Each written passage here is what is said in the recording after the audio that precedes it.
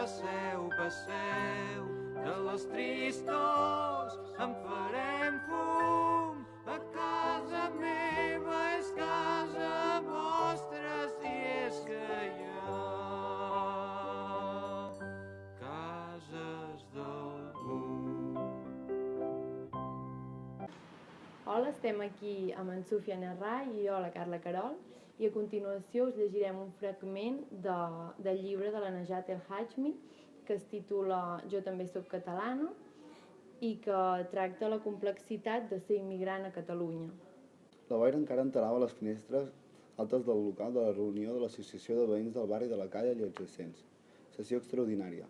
Feia anys que la comissió de festes havia perdut les ganes de celebrar res. El barri estava massa canviat, masses nouvinguts, desconeguts amb músiques estranyes i vestits colors estridents. La sala estava a vessar, tots els nostres veïns hi eren presents. Jo només me'ls mirava amb mig somriure, trista en descobrir un brot xenòfob al meu estimat barri, entre aquells que ens havien vist créixer, aquells mateixos que deien «vosaltres ja sou d'aquí». El motiu, la possible obertura d'una mesquita al carrer. Només faltava aquesta ara. La demagògia del president de l'associació de veïns us instava a firmar contra aquell local que seria font de conflictes amb l'església evangèlica del principi del carrer i les dues esglésies catòliques del barri. Tots sabem els problemes que porta la religió musulmana arreu del món. Només cal que mirem cap als països àrabs i ho veurem. Si no guaiteu el cas d'Algèria, les morts que hi ha. Vaig voler parlar, indignada, ferida en un orgull redescobert, sentint-me més musulmana que mai. No eren les paraules el que farien, era l'estrèpit de tota aquella gent que es barallava per firmar primer, que proclamàvem fanatisme de míting. Sí, que se'n vagin al seu país a fer una mesquita, que si nosaltres anéssim allà, segur que no ens deixarien construir una església. Com i quan es va aconseguir obrir la mesquita sense el permís de l'associació de veïns? La mesquita es va obrir el 1998. En un principi hi va haver bastants problemes amb la comunitat de veïns, que hi havia gent que no acabava d'acceptar.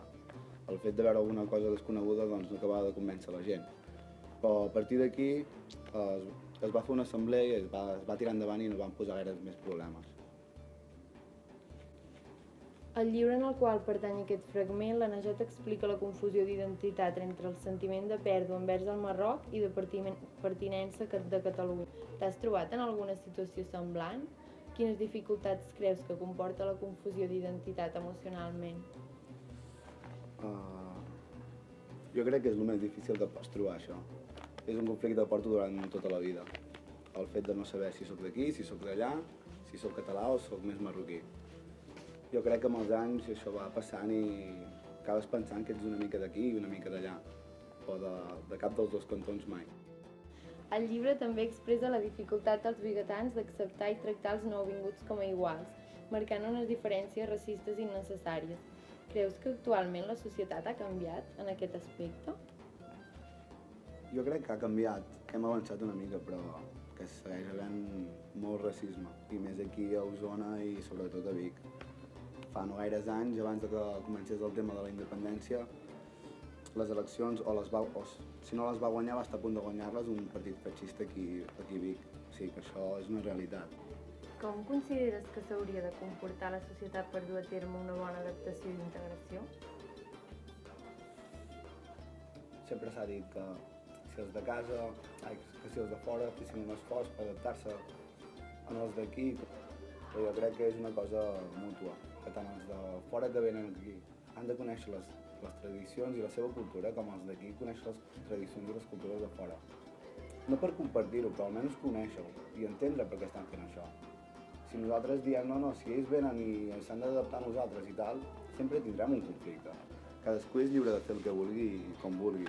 El dia en què veiem a tothom per igual i no pensem és que aquest porta la seva cultura o la meva cultura és millor que les altres, jo crec que seria molt diferent. Quina visió creus que té la societat de l'islam? Jo crec que té una visió totalment en contra del que és l'islam. Que la gent es pensa que és una religió de guerra, que és una religió masclista.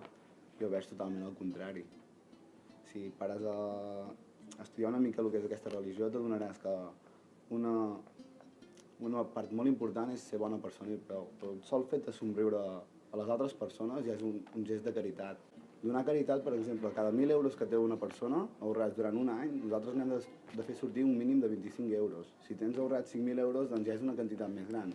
I s'ha d'anar traient, això. I on van destinats?